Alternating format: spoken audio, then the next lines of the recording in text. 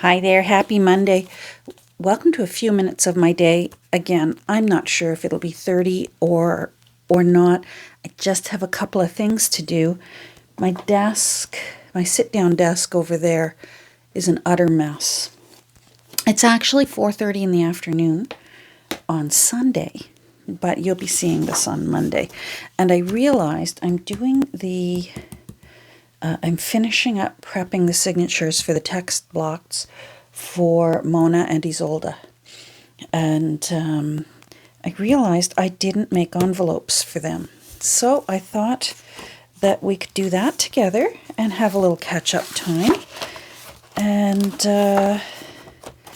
I'm not sure what page I want to use yet. I like to make sure that that I get a pretty one. This is a really cool book I have called The Birds of Paradise. And it's just massive, full color plates of just beautiful birds from I believe it's Papua New Guinea area, wherever paradise is. Yes, New Guinea. So, and these are really old. Obviously, they're reproductions. This book has been reprinted. Anyhow, I just let's see. I like that one. There's a whole little birdie family there. Let me show you a bit of how I decide how to place the envelopes. So this book is big enough that I just cut the sheet out that I want and don't worry about cutting open the signatures because it's very unlikely I would ever make another journal this big. So I'm quite certain that I can just cut the pages out. That one's one of the rare ones here. Yeah, it's got birds on either side. Let me just see who else I rather like. I can't imagine seeing these birds in real life. What an amazing thing that would be. They're kind of cute. Oh, you're very dramatic.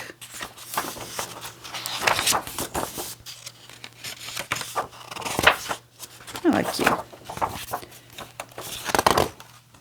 Let's take you. That way I can get this book out of the way. Hope you're all doing well. I hope you had a nice weekend. We had a nice weekend. My son, oh, pardon me, I hit the phone.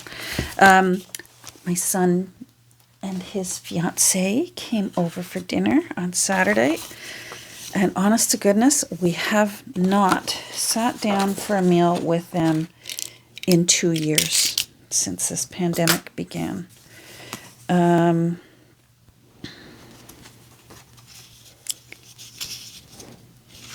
It just worked out that way. When numbers would ease up and we'd be allowed to have get-togethers or outdoor get-togethers, we weren't having any luck as far as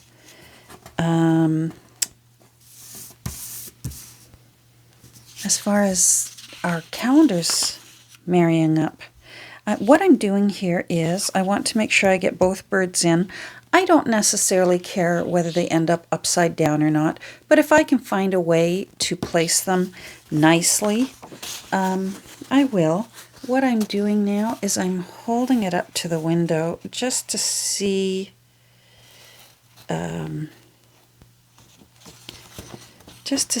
if I like where it would end up. And I do think I like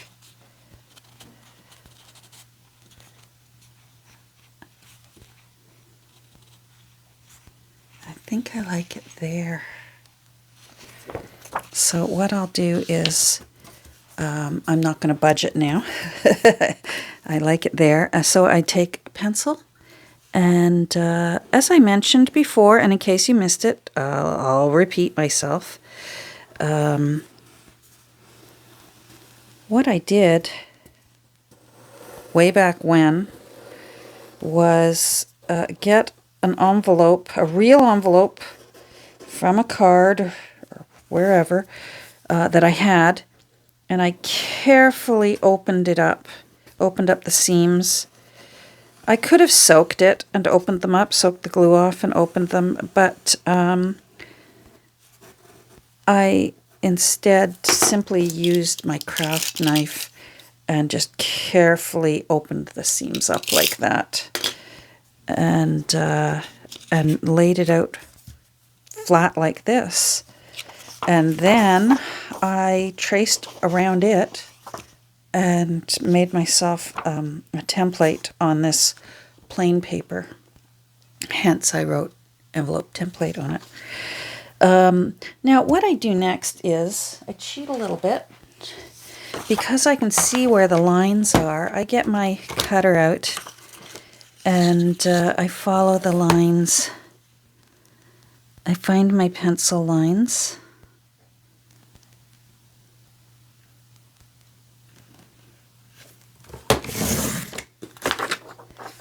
And cut those.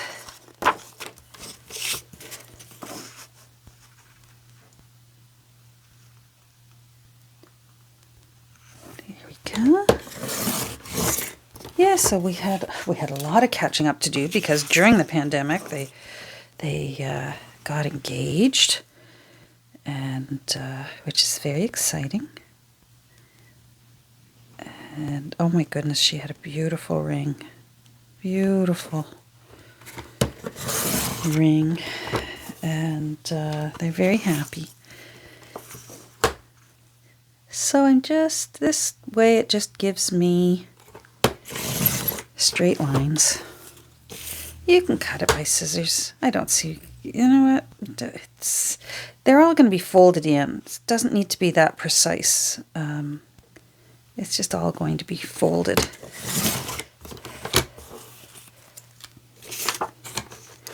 There we go. So then what I do is, where I've still got the indents, you can see my pencil mark there, is I will just go in and cut those.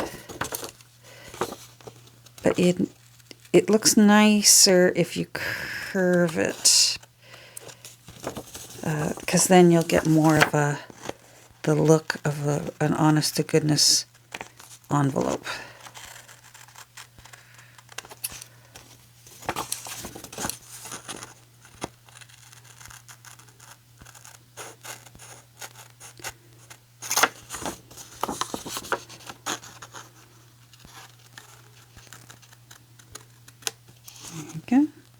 It is, honest to goodness, trying to snow outside. I cannot believe it. Mind you, it's still March. So I guess March is entitled to still try and go out like a lion.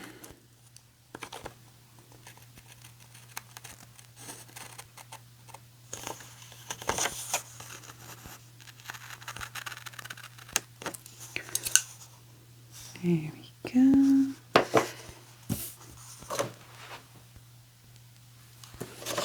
And then what I do is I just use my little chomper, and whatever leftover corner needs chomping, I chomp it. And then you can just fold it.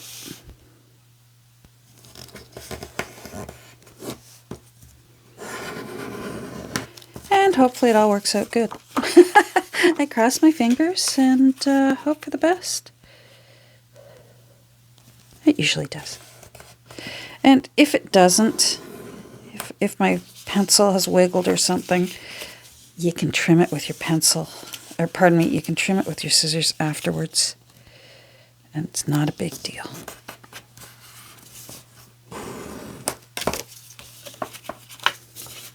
So you can see how this would be easy if you happen to already have envelopes, which most of us do. They're very easy to find at, see what I mean? And then the way that works is, with the text block, Here. We'll just borrow Meryl. Let's say this wasn't sewn together yet. Say our signatures are still loose. Then you find the center of your signature. Where are you? There we go. There's the center of the signature. Imagine it's not sewn. This one is, but imagine it's not. Then don't glue your envelope together. Just place it there. Use your paper clips or your clips to hold it in place. And then when you sew it along that fold.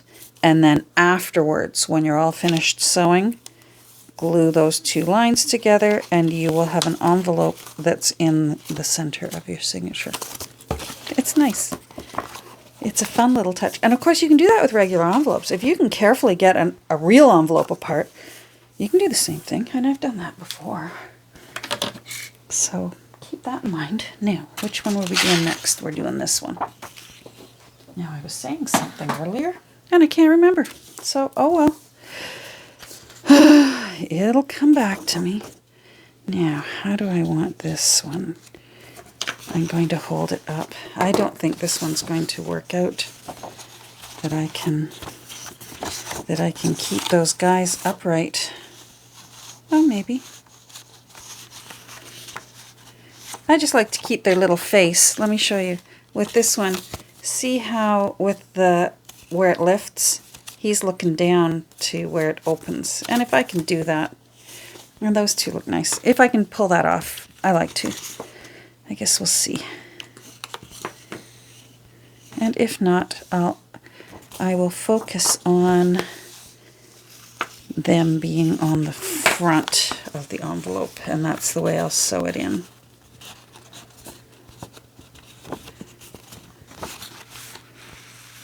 Sorry, I'm sorry if you can't see. Yeah, that's good. All right, so that takes into consideration that line over there, and that works out all right.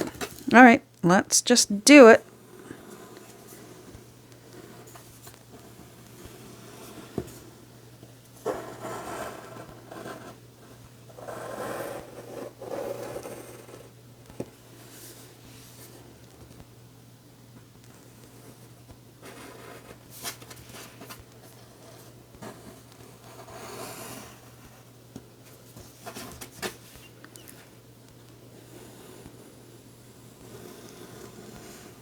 There we go. All right, let's see how this goes.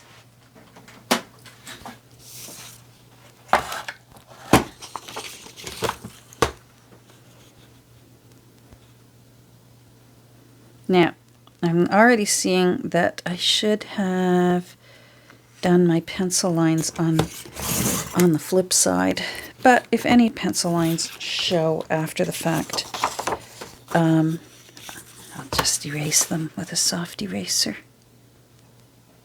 Not a big deal.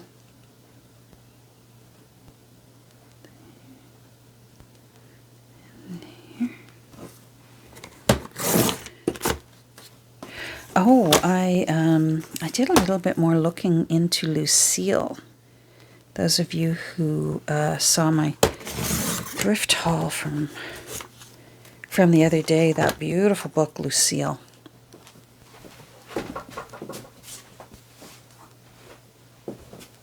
I just went to grab her.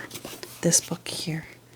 I did a little bit more research into her, and she's older than I initially thought. Initially, I thought she was 1891. Somebody thought, because there's no publication date. All we can go on is if people were thoughtful enough to write any kind of dedication inside. So the first time I found it, someone had written a dedication inside, dated it 1891. And I thought, oh, beautiful, that's mine. But then I realized that my dedication inside it is 1885. So, and I've since found this cover. There are a lot of, this was published many, many, many, many times. Honestly, I've had a lot of interest in this book. Please, just go over to eBay. You can have your pick of any number of beautiful covers. and I've never heard of this book before, but it has been republished a gazillion times. Maybe not a gazillion, but a lot. So head over to eBay, because I do want to play with this one myself. But head over to eBay and take a look, because there are all kinds of beautiful renditions of the cover for this book.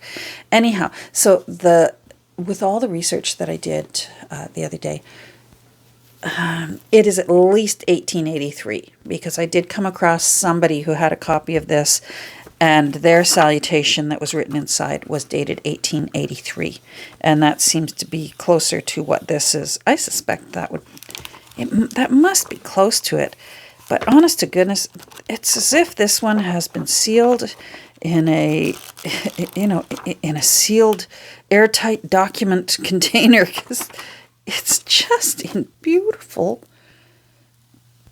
I would dare say, pristine condition. There's a few little pokes, like little scratches, because there's a texture on it. And you can see there and there and there. But that is it. Usually a book, 1883 by now, the bands are not only ripped and torn, but usually they're hanging off. Usually these books that have beveled edges, the bevels are all torn and worn off, and the fabric is usually trying to come away from the book board. This is just astounding. But again, please, it's not a rare book. It's not rare. So please don't worry. I am going to enjoy playing with this book. It's kind of timely. I think those flowers kind of look like sunflowers. I wish this was blue. That would be wonderful. Anyhow, so yeah, I'm thinking at least 1883 for that young lady, for Lucille. There we go. So I hope it's not too dark for the lighting here. It's one of those days. It's overcast outside. But if I turn my overhead light on right now to film, there will just be too many shadows. So I can do.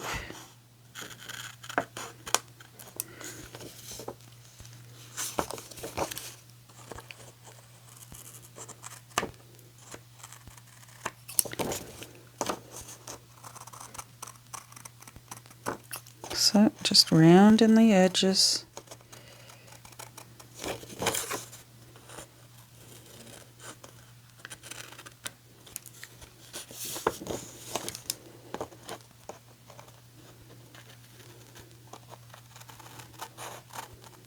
Trying to figure out dinner as ever. It's 4:30. I better get on it after I'm finished here.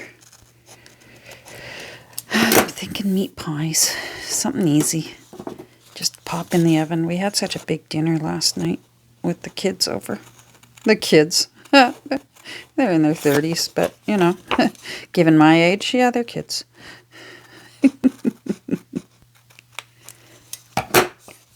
There we go. And then chomper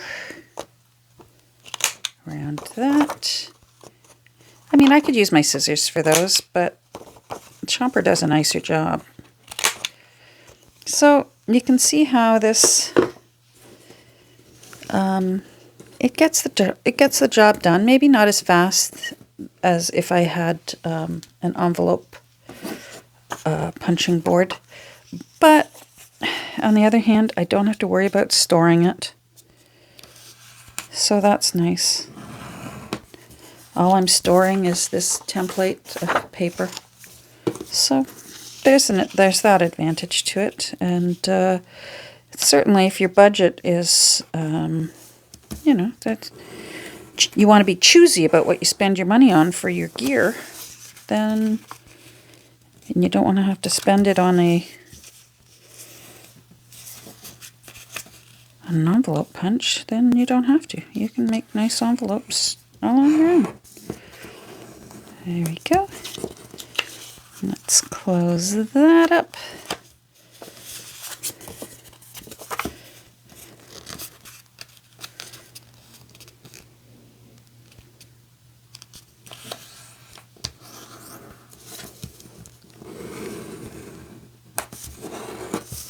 And there we go. They look cute. So they'll be like that. Flip the page over, open it up, and see what I mean? Sew it in before you glue it. After it's done, glue it down, and you've got a nice little envelope. So there we go. We did that. Now I did have one last little thing. I had a question in my comments in the last video about the templates that I make to sew my signatures together. For example, here with Merrill, when I sew the signatures together, how I do this, and I thought I'd explain it. Now, it's already glued together, but I can still at least show you. For me, honest to goodness, I think every single book I've ever made, I just always use file folder cardstock. So one of these. I find them at my thrift stores. I can buy them in stacks, bundles. Usually they're anywhere from 59 cents to 99 cents. That's a lot of cardstock for 59 cents. And it's just a perfect weight. So what I do is, if you followed me, you know that I always prefer to err on the side of more signatures rather than less. And what I do is I measure out the spine. Where is one? Here. Here's Mona. So, oh, this is Mona's template. So I sometimes the spine liner will peel out, and that's lovely because it's already done for you, and you just measure that piece of paper that was in there. But if not, then just do your best. Sometimes it's hard when it's curvy. Sometimes what I'll do is I'll use like a piece of paper and hold it across there, and I'll just make pencil marks there and there because that will accommodate the curve, because I'm going to want that text block to tuck right in nice and snug with the shape of the spine that I've created. So sometimes I'll do it that way. And then, of course, it's very easy. The length is easy because just measure it against either your text block or your end papers, and that's how long your new spine liner will be that you'll sew your signatures onto. And then what I do is I find the exact center and I run a line down there, because when I do signatures in my books, I always do an uneven number, and that way I always know that there will be a signature in the center. Makes it easier to even out and make sure you've got your signatures balanced. And then what I do is usually the first signature and the last signature, about 1/8 of an inch, I'll just go in, because there's more room. Let's show you. Let me pretend that this is going in here. Let's pretend that her text block is ready. Come on, Mona. In you go. Oh, come on. Come on, you. Come on, Mona. In you go.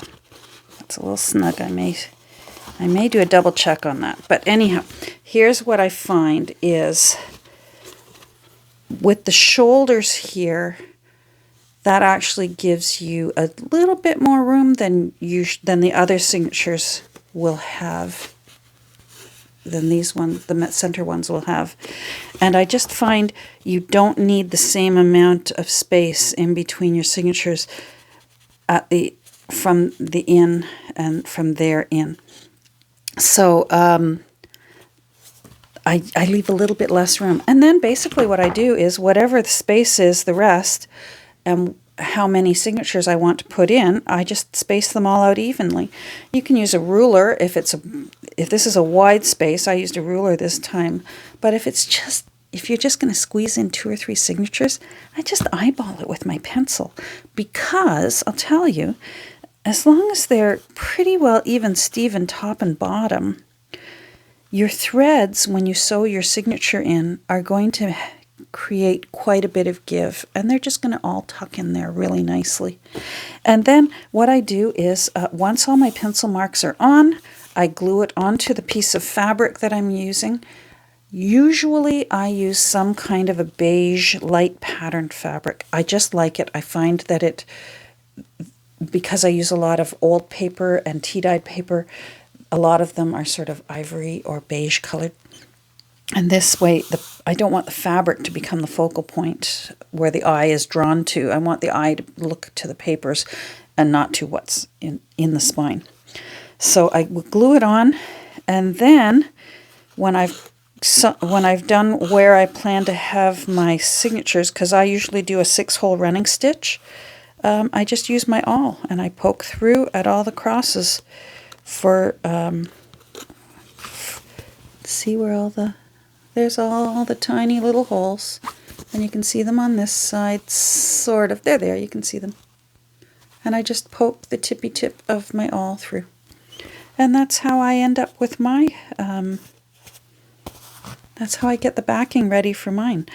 A very good tutorial on how to do this is, of course, on Nick the Booksmith's channel.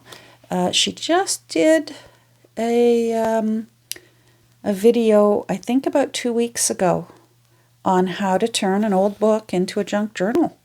And it's excellent. So if you're a little scared and you've never done it before, go watch her video, stop and start it while you attack your own book. And if you do what she says, by the end, you'll have a journal and it'll be nice.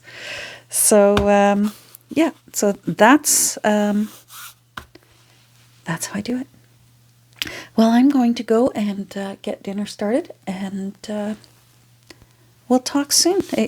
Dinner started. You're probably watching this first thing in the morning, so good morning. But yeah, I'm going to get dinner started. Take care. Bye.